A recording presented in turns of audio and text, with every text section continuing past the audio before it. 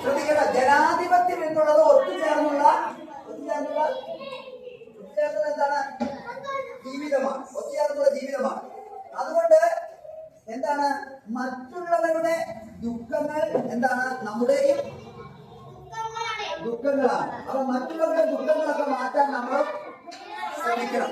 അത് മനസ്സിലാക്കാൻ വേണ്ടി ഈ മൻസൂറിന്റെ മനോഹരമായ കവിത നമുക്കുണ്ട്, ആശംസകൾ അല്ലെ, ആശംസകൾ. ആ കവിതയാണ് എന്ന് പറയുന്നത്. ആ കവിതയിൽ ഓരോ വരിയും ഏറ്റവും മനോഹരമാണ്. നമുക്കൊന്ന് കേട്ടു.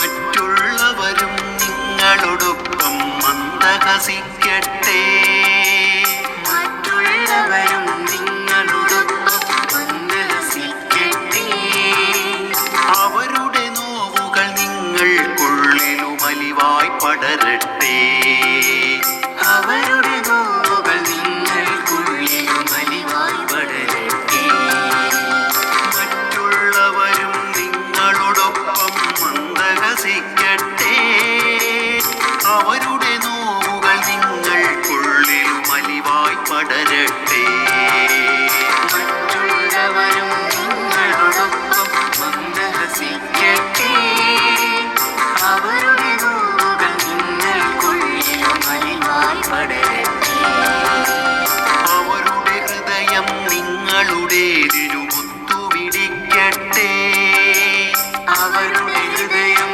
നിങ്ങളുടേതിനും ഒത്തുമിടിക്കട്ടെ, അവരുടെ ശബ്ദം നിങ്ങളുടേതിനും ഒത്തുമുഴങ്ങട്ടെ, അവരുടെ ശബ്ദം നിങ്ങളുടേതിനും ഒത്തുമുഴങ്ങട്ടെ, അവരുടെ ഹൃദയം നിങ്ങളുടേതിനും ഒത്തുപിടിക്കട്ടെ, അവരുടെ ശബ്ദം നിങ്ങളുടേതിനും